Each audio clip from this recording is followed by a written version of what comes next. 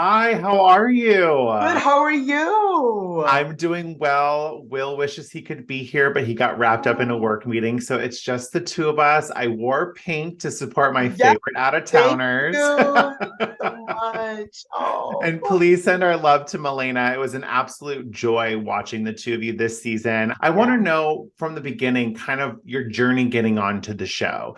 Were you and Malaina always fans of The Amazing Race? Did you guys always apply together? How many times have you applied? So bring me back Yeah. to the casting process. I've watched The Amazing Race since it started. So I'm the super fan. I've watched every season. I've always loved it. Once I went to college and I met Malaina, reeled her in, and I was like, hey, you need to start watching Amazing Race because I like it. So that's when she started to love it. And that's where we first applied while we were in college. We applied, didn't hear anything, of course. Right after we graduated college, we did an open casting call. They had an open casting call in Philadelphia or outside of Philadelphia. And we went to the open casting call, waited hours in line, only to get up to the front of the line. And they just asked us like three questions. What's your name? Where you're from? And why you want to be on Amazing Race? And that was it. I'm like, that's it? 4 hours for 30 seconds? Didn't hear anything. 15 years later, it's post COVID. And I'm like, all right, you know what? Let's try again. Three times the charm. Hey, I just love y'all's commitment to applying and being fans of the show for as long as you have been. So when you finally get the phone call that like this is happening, you are on The Amazing Race, what was going through your guys' mind and how did you prepare for this season? When we initially got the call to say that we're in the process of the interviews, I didn't believe Malaina because our casting producer called Malaina, and I'm like, first of all, Malaina, calm down. I can't understand what you're saying. Who called you? Tell them to call me. I'm like the logical person out of like, tell them to call me and let me hear what he had to say. So he calls me and I'm like, oh my gosh, okay. We're not on it yet. We going through the process. Once I brought Malaina back down to earth and realized we had to go through a process, he called us and said we were actually on, like, we were both crying because I still remember today, we were at my godson's karate tournament and he had texted us like, hey, you have a second? I'm like, all right. It was like a little break. So we went into our car, called him like, hey, what's going on? He's like, okay, we just have, some additional questions to ask you. Do you mind if I record this? I'm like, yeah, what question, what else you got for us? Because, we've been interviewing, like, what else do you got for us? Because we're ready. And he's like, well, we just have a couple other questions because you're on the Amazing Race. I'm like, what? Oh my gosh. Like, it was so casual when he said it. I'm like, what? Did you, what? And then, like, the floodgates open. I'm like, oh my God. I'm just crying. And so I'm like, thank you so much.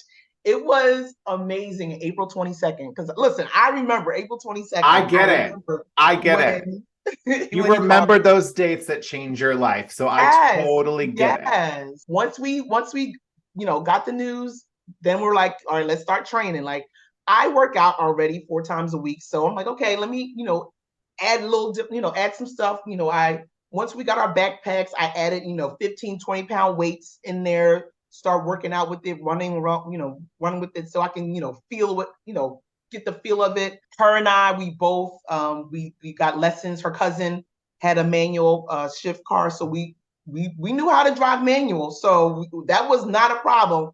Only for us to give us automatic cars in Germany. I was Oh pissed my gosh, about you're so that. lucky. We were ready. I was ready for that. Ordered flashcards, and they had like all the different maps or all the countries and their flags. So we had flashcards and memorizing countries and their flags. So those were like some of the things that we did just to prepare for the race. But to be honest, nothing can prepare No. you for the Amazing Race. Those But as challenges, fans, you kind of knew what you yeah, needed to do to prepare. And you guys seemed like you really did the work. You did the homework. You put in all that time and energy to yeah, prepare yourself for the starting line. That's amazing. yeah, When you get to the starting line and Phil tells you there are no non eliminations this season, yeah. what was going through your head? That's a game changer. Like, so we really need to be in our P's and Q's. Like, the margin of error is very small. So, and at that time when we were in Hollywood, we were like, let's just not be the first one out, please. That's all. Yes. Like that's I think that's everyone's like mindset. Like, let me just not be that team. After that, it's game on. I feel like that's every team's first goal going into the Amazing Exactly. Race is just don't be Exactly. first eliminated. Don't be first. Then Phil also drops there's going to be a blind U-turn vote at some point on this Oh. season. What was your strategy going into this blind U-turn vote when y'all were in India? Our mindset was like, okay, who are the top teams that have been coming in first place? Steve and Annalie, of course, the last couple legs, they were number one, Greg and John. But that last leg, it was definitely Steve and Annalie. So we're like, we want to U-turn them because at the very least, they would have to do the other challenge. And that would give us more time that, hey, maybe we can get ahead and be that top three. Now, if you get eliminated, I'm not mad at it either. However, I just want the chance so we can get ahead. Greg and John came into our minds as well, but we love Greg and John. They were, and they didn't, and I wish they showed this in Thailand. They were our lifesavers because we had damn near spent all of our leg money in Thailand, and they allowed us to borrow money. So we were like, Wow. exactly, that was a game changer. And I was surprised they didn't show that. We were like, we're going to pay our debt back to you. We paid them back. So fair and square, but they could have said no, and we could have been out in Thailand. Wow, So that's huge. that was one main reason why we were like, we're not going to touch Greg and John because they helped us to get here pretty much. That is incredible. Thank you for sharing that. That's really fun to hear and know. Yeah. Now going into this leg, you're going to Germany. It's your first self-drive leg of the race. It's an equalizer. So all of you are starting on an equal playing field. What happened to the two of you, though, from leaving the airport trying to get to the ferry? Where did things go wrong for the two of you? When we leave the car park, Greg and John were in first, Rob and Chelsea were in second, and we were in third. And to be honest, when we were running down to the car park, the rest of the teams, they turn around and go back. And I'm like, where are you going? The cars are this way. Anyway, we kept on running to the cars and we get in our cars. We're driving. Of course, like I said, Greg and John were leading us three.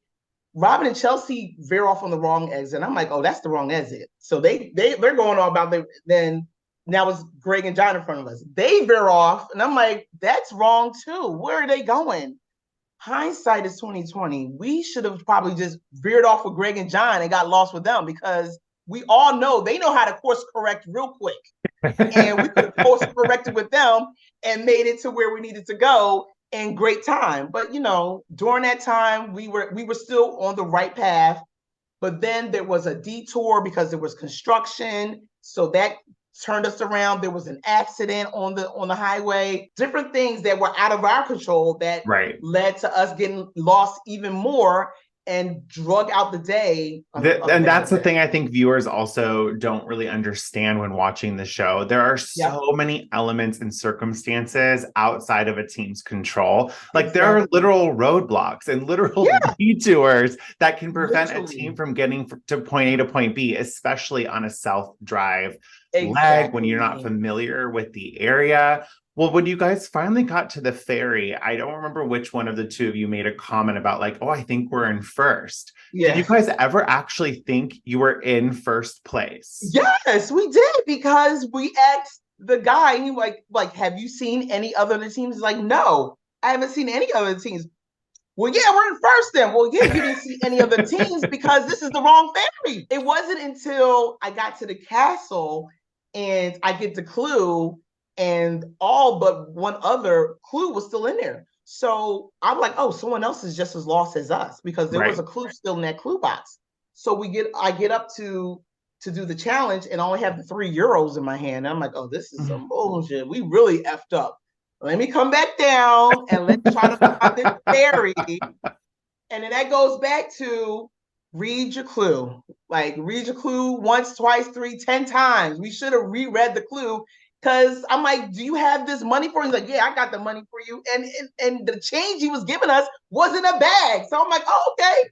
I should have read the clue again, because it said you're supposed to get Witten.